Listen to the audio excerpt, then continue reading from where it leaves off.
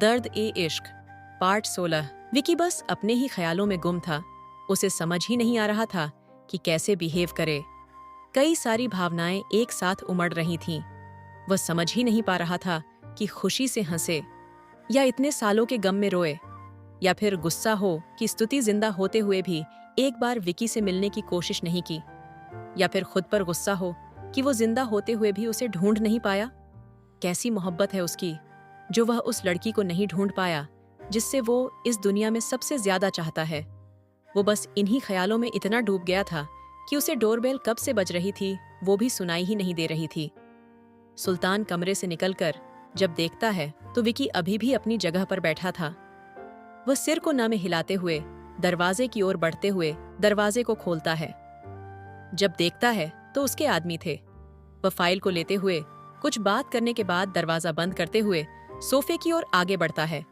वो विकी के बगल बैठते हुए कहता है, सुल्तान, विकी फाइल आ गई है। विकी कांपते हुए हाथ आगे करते हुए। सुल्तान पहले उसके चेहरे की ओर देखने की कोशिश करता है, लेकिन उसने मुंह दूसरी ओर कर रखा था। फिर एक गहरी सांस लेते हुए फाइल विकी के हाथ में रख देता है। तुम ठीक हो? पानी चाहिए? विकी सिर को ना में हिलाते हुए जवाब देता। वह एक गहरी सांस लेते हुए फाइल को खोलता है। जब उसकी नजर पहले पन्ने पर पड़ी थी तो स्तुति की एक तस्वीर थी। एक पल के लिए तो मानो उसकी सांसें थम सी गई थीं। वह स्तुति की तस्वीर पर हाथ फेरते हुए उसे प्यार भरी नजरों से देखे ही जा रहा था। फिर थोड़ी देर बाद जब उसकी नीचे वाली तस्वीर पर ध्यान जाता है तो वहां किसी और लड़की की तस्वीर थी जिसे वह शायद एक बार मिल चुका है, लेकिन वह याद नहीं कर पाता कहाँ। फिर जब वह दूसरे पन्ने की ओर देखता है तो वहां पे सारी डिटेल्स लिखी हुई थीं, जिसमें स्मृति नाम लिखा हुआ था। नाम सुनते ही उसे एक झटका सा लगा, क्योंकि वह फिर से पहले पन्ने को फेरते हुए देखता है तो याद आता है स्मृति, वही एयर होस्टेस जिसे वह यूके से आने के बाद पहली बार मिला था। मानो जैसे उसके पांव तले जमीन खिसक गई थी। वह मेरी स्तुति नहीं हो सकती, क्योंकि होती तो मेरा दिल उसे पहचान लेता। नहीं, ऐसा हो ही नहीं सकता। लेकिन फिर उसकी बातें जब याद आती है तो विकी को एक और बड़ा झटका लगता है, क्योंकि उसकी बातें बिल्कुल स्तुति जैसी ही थीं। या फिर यूं कहूं, मेरी स्तुति थी, मेरी स्तुति जिसे मैं पहचान नहीं पाया।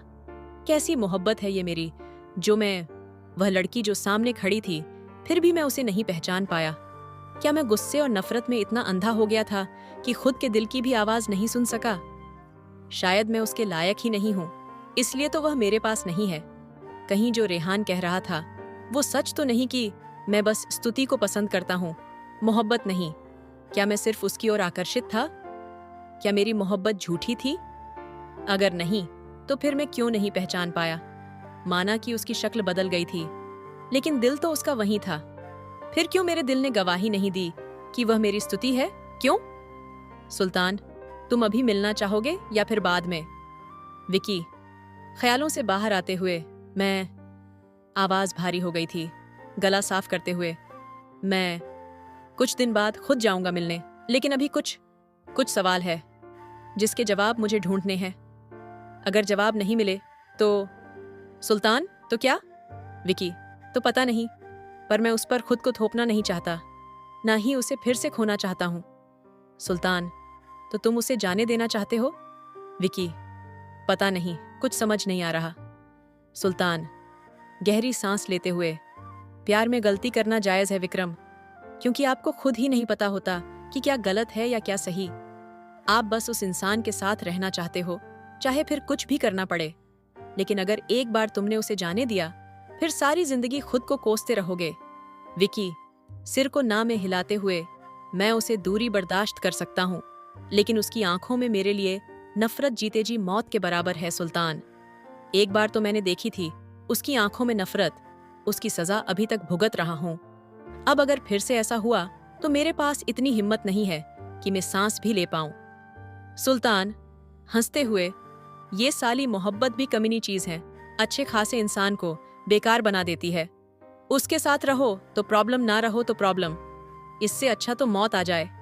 विकी आश्चर्य में देखते हुए, तुम उसे अभी भी नहीं भूले हो ना? सुल्तान विकी की बात को नजरअंदाज करते हुए सिगारेट जलाता है और विकी को बॉक्स देता है। भुला उसे जाता है जिसे याद करना हो। उसने तो खखार को निगलते हुए कभी मेरा पीछा छोड़ा ही नहीं। इस कदर निकम्मा बना दिया है कि अब मैं दुआएं करने लगा हूं। वह सुल्तान मल्लिक जो लोगों को मारने में एक वक्त भी नहीं लगाता था, वो आज लोगों को माफ कर रहा है। समझ नहीं आता ये रहमत है या आजमाइश। विकी सिगरेट पीते हुए, अभी तक बताया नहीं उसे। सुल्तान जानती है वो, लेकिन नफरत करती है मुझसे, शदीद नफरत। उसे लगता है मैं दिल बहलाने के लिए मैं हर लड़की को ऐसे ही बातों में लाकर उसका गलत फायदा उठाता हूं। विकी हंसते हुए, चलो कोई तो है जो सुल्तान से भी मेहनत करवा रहा है। सुल्तान मुस्कुराते हुए, सिगरेट का धुआं हवा में फूंकता है। विकी, वैसे मैंने सोचा नहीं था कि तुम एक नजर में किसी से मोहब्बत कर बैठोगे, और वो भी उतनी सिंपल सी लड़की से। सुल्तान, मैंने कौन सा सोच समझकर ये किया है। विकी, अच्छा एक बात पूछूं? सुल्तान, हाँ पूछो। विकी, अगर उसे कोई और पसंद आ गया तो? सुल्तान की आंखों का रंग बदल जाता है। मैं होने ही नहीं दूंगा। विकी, अरे पर अगर ऐसा हुआ तो? सुल्तान डार्क आंखों के साथ मुस्कुराते हुए, पहले तो मैं उस लड़के का वो हाल करूंगा कि सारी दुनिया को पता चले वो सिर्फ मेरी है। और अगर उसे मुझसे सारी जिंदगी नफरत करनी है करे, लेकिन आना तो उसे मेरे पास ही है। चाहे फिर उसकी मर्जी हो या ना हो, मेरी मोहब्बत हम दोनों के लिए काफी है। विकी मुस्कुराते हुए, यहाँ पे ऐसा नहीं चलता मेरे भाई, तुम्हें वो भी करना पड़ेगा जो तुम खुद नहीं चाहते। खैर छोड़ो, ये बात तुम्हें आगे समझ आएगी। सुल्तान, मेरा तो फिक्स है, मोहब्बत करो या नफरत, बस उसके दिल और दिमाग पर मुझे ही होना चाहिए। विकी सिर को ना में हिलाते हुए अपने कमरे की ओर चला जाता है। वो फाइल को टेबल पर रखते हुए नहाने चला जाता है। अब उसके आंखों में एक आंसू भी नहीं बचा जिसे वो और स्तुति के लिए बहा सके। वो अभी के अभी स्तुति के पास जाके पूछना चाहता था कि क्यों उसने नहीं बताया वह स्तुति है। क्या वो उसे इतनी नफरत करती है? क्या वह विकी की मोहब्बत को बाकी लोगों की तरह झूठा समझती है? वह शावर लेते हुए फिर से इन सवालों के भंवर में खो जाता है। विकी नहा धोकर तैयार हो रहा था। वो अपने बाल संवार रहा था कि तभी उसके मोबाइल की रिंग बजती है। देखता है तो सुल्तान का कॉल था। वह बिना उठाए स्प्रे छिड़क कर तैयार हो रहा था। उसने सोचा कि जब वह नीचे जाएगा तभी पूछ लेगा कि क्या काम था। वह आखिरी बार खुद को शीशे में देखता है और फिर पर्स, चाबी और मोबाइल को लेते हुए कमरे से निकल जाता है। वह मोबाइल को ऑन करके देखता है तो 7:30 चुके थे। 9 बजे तक उसके मॉम डैड पार्टी से आ जाएंगे। उनके आते ही वह सूजी के साथ शादी कैंसिल करने के लिए भी बात करनी है, क्योंकि स्तुति को इस बात का पता चलेगा तो वह तो टूट जाएगी और उसे लगेगा मैं उसे धोखा दे रहा हूं। नहीं, आज किसी भी तरह शादी की बात को लेकर बात करनी ही होगी। विकी जब सीढ़ियों से उतरता है तो हॉल में कोई नहीं था, तो वो सुल्तान के कमरे का दरवाजा खटखटाता है। सुल्तान, लेकिन विकी को कोई जवाब नहीं मिलता तो वह दरवाजा खोल देता है। कमरे में देखता है तो सुल्तान नहीं था। वह दरवाजा बंद करते हुए बाहर की ओर आगे बढ़ता है कि शायद गार्डन में होगा, लेकिन जब वो गार्डन में देखता है तो सुल्तान वहां पर भी नहीं था। विकी अपना फोन निकालते हुए सुल्तान को कॉल करता है, लेकिन वो कॉल नहीं उठा रहा था। विकी अपनी कार की ओर आगे बढ़ता है और सोचता है कि शायद वह किसी जरूरी काम से कहीं गया हो। वह गाड़ी लेकर निकल पड़ता है। गाड़ी में जिस जगह जाना था वहां का पता डालते हुए वह जैसे जैसे दिशा बताई जा रही थी वह वैसे गाड़ी चला रहा था। करीब पौने घंटे बाद जब वह उस जगह पहुंचा जिस जगह का एड्रेस उसने डाला था, तो वो वहां से थोड़ी दूर कार पार्क करता है। वो कार से उतरते हुए आसपास देखता है तो खाने पीने की होटल और कैफे थे और कुछ बेकरी थी, जिसमें से एक बेकरी का नाम था M&S बेकरी। बेकरी के बाहर फूल के बुके थे और गिफ्ट की कई सारी आइटम थी। वह जब कुछ कदम आगे बढ़ाता है तो उसका ध्यान एक लड़की पर पड़ता है जो अंदर काम कर रही थी। कांच के दरवाजों में से विकी उसे नजर ना आए ऐसे देख रहा था। वह लड़की कस्टमर को बिल देते हुए उनको एक बॉक्स भी दे रही थी। उसके चेहरे पर से मुस्कुराहट जाने का नाम नहीं ले रही थी, बिल्कुल स्तुति की तरह। लेकिन यह चेहरा स्तुति का नहीं था बल्कि स्मृति का था, जो कि विकी को यही बात खल रही थी, क्योंकि स्मृति, या फिर यूं कहे स्मृति को देखने के बाद भी उसके दिल ने कोई पहल नहीं की, न धड़कने बढ़ी और ना ही कोई भाव उमटा। तो उसे यही समझ नहीं आ रहा था कि क्यों? क्या उसका दिल बदल गया है, या फिर उसे सिर्फ स्तुति के जिस्म या चेहरे से प्रेम था? वह सोच ही रहा था कि तभी आवाज आती है, तान्या, तुम यहाँ क्या कर रहे हो? विकी देखता है तो तान्या उसके पीछे खड़ी थी। जैसे ही उसकी ओर नजर पड़ी, उसने ब्लैक टी शर्ट और जीन्स पहनी थी। बिल्कुल सिंपल सा पहनावा था, लेकिन फिर भी एक पल के लिए मानो जैसे विकी के दिल ने कुछ हरकत की हो, वैसा महसूस उसे हुआ था। ये महसूस करके विकी फिर से एक बार बेकरी की ओर देखता है जहां स्मृति खड़ी थी, लेकिन उसके दिल में कोई हरकत नहीं हुई। मानो जैसे उसके सब कुछ घूम रहा हो, उसका शरीर जैसे ठंडा पड़ रहा हो, वैसा महसूस हो रहा था। वो तान्या को जवाब दिए बिना ही जैसे तैसे अपनी कार की ओर आगे बढ़ रहा था। तभी कोई उसका हाथ पीछे से पकड़ता है, जिस वजह से मानो जैसे उसे एक करंट सा लगा हो, वैसे ही तान्या का हाथ पटकते हुए खुद से दूर कर देता है। तभी तान्या कहती है, तान्या, तुम ठीक हो? तुम्हें विकी तान्या की बात काटते हुए, आई एम फाइन। इतना कहते ही तान्या की ओर बिना देखे ही कार का दरवाजा खोलकर बैठते हुए कार ड्राइव करके चला जाता है, और तान्या उसे देख रही थी। विकी ये साइड मिरर में से देख रहा था, मानो जैसे उसकी नजरें उसे बांधे रखी थीं और काफी कुछ बातें बयान कर रही थीं, जो कि विकी समझ नहीं पा रहा था। जब वह थोड़ी दूर जाते हुए वो कार को साइड में पार्क करते हुए कार से बाहर आ जाता है, क्योंकि अंदर उसका दम घूंट रहा था। वो ऑक्सीजन के लिए गहरी सांस लेने की कोशिश कर रहा था। वो कार का दरवाजा खोलते हुए टिश्यू बॉक्स ढूंढ रहा था। 2-4 टिश्यू निकालते हुए वो अपने माथे से पसीना पोंछने लगता है। शाम का मौसम था तो गर्मी नहीं थी, लेकिन फिर भी मानो धूप में खड़ा हो वैसे पसीना आ रहा था। वो अपने दिल पर हाथ रखकर उसे थपथपाते हुए शांत करने की कोशिश कर रहा था।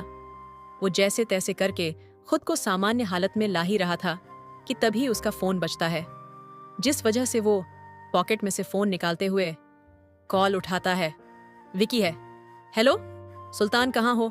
मैं कब से तुम्हें कॉल कर रहा हूँ, तुम उठा ही नहीं रहे। विकी वो, मैं बाहर आया था।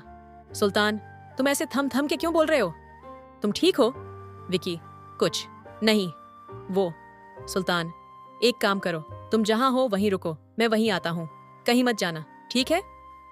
विकी, ओके। इतना कहते ही विकी कार के सहारे जमीन पर बैठ जाता है, क्योंकि उसके पैरों में खड़े रहने की ताकत नहीं थी। विकी को बैठे बैठे पता ही नहीं चला कि वो कब बेहोश हो गया। जब उसकी आंखें खुली तो वह खुद को बेड पर पाता है। वह आसपास देखता है तो वह किसी और का रूम था। वह जल्दी से कंबल हटाते हुए उठने ही वाला था कि तभी रूम का दरवाजा खुलता है। वह देखता है तो सुल्तान खड़ा था और साथ में मैड भी थी। विकी, मैं यहाँ कैसे? सुल्तान, खाना रख के जाऊं? मेड खाना टेबल पर रखकर चली जाती है। विकी, सुल्तान? सुल्तान बेड के पास लैंप के टेबल के सहारे खड़े होते हुए, nervous breakdown. Vicky, nervous breakdown? Sultan, doctor ने तो यही कहा कोई बहुत बड़ा झटका लगा जो कि तुम सह नहीं पाए। विकी, ओह। बेड पर तकिया के सहारे बैठते हुए सुल्तान, ओह हाँ, चुटिया इंसान, तुम्हारी जान भी जा सकती थी। ऐसा कौन सा पहाड़ टूट पड़ा जो इस कदर? विकी, वो, मैं स्तुति को देखने गया था। सुल्तान सोचने के बाद, अगर वह इतनी ही इम्पोर्टेंट है तो मैं उससे तुम्हारी शादी करवा देता हूँ। उसके सामने यह सच्चाई होगी कि मैंने तुम दोनों की शादी जबरदस्ती करवाई है। प्रॉब्लम सॉल्व, तुम भी खुश, वो भी। विकी, सीरियसली सुल्तान? सुल्तान, मैं सच में कह रहा हूँ, एक बार तुम हाँ करो। उसे तुम्हारी जिंदगी में लाने के लिए मुझे कुछ भी करना पड़े, मैं करूंगा। विकी सिर को ना में हिलाते हुए, प्यार ऐसे नहीं होता, और जबरदस्ती तो बिल्कुल भी नहीं। खैर छोड़ो, तुम्हें अभी नहीं समझ में आएगी ये बात। अब क्या मुझे ऐसे ही मरीजों की तरह रहना है? सुल्तान, नहीं, ये सूप पी लो, उसके बाद दवाई खानी है, 1-2 घंटे और रेस्ट, उसके बाद ऑन लो के। पर मैंने जो कहा उस बारे में सोचना और तैयार हो तो सिर्फ एक इशारा और लड़की तुम्हारे सामने हाजिर होगी। विकी सिर को ना में हिलाते हुए सूप पीने लगता है और जो आज हुआ उस बारे में सोचता है। सारी बातें उसे उलझा रही थीं और लाखों सवाल भी दिमाग में उठ रहे थे, जिसके जवाब उसे खुद भी नहीं पता, और क्यों वह खुद पर काबू नहीं कर पाया। ये सारे सवाल उसे परेशान किए जा रहे थे। कहानी जारी रहेगी। आगे की कहानी अगले पार्ट में। अगला पार्ट जल्दी आएगा। कमेंट में ज़रूर बताएं कि आपको कहानी कैसी लगी। कहानी अच्छी लगी है तो वीडियो को लाइक कीजिए, शेयर कीजिए और हमारे चैनल को सब्सक्राइब करके बेल आइकन को भी दबा लीजिए, ताकि मैं जब भी वीडियो अपलोड करूं आपको वीडियो का नोटिफिकेशन मिल सके। तो चलिए दोस्तों, मिलते हैं नेक्स्ट वीडियो में। तब तक के लिए bye and thanks for watching video.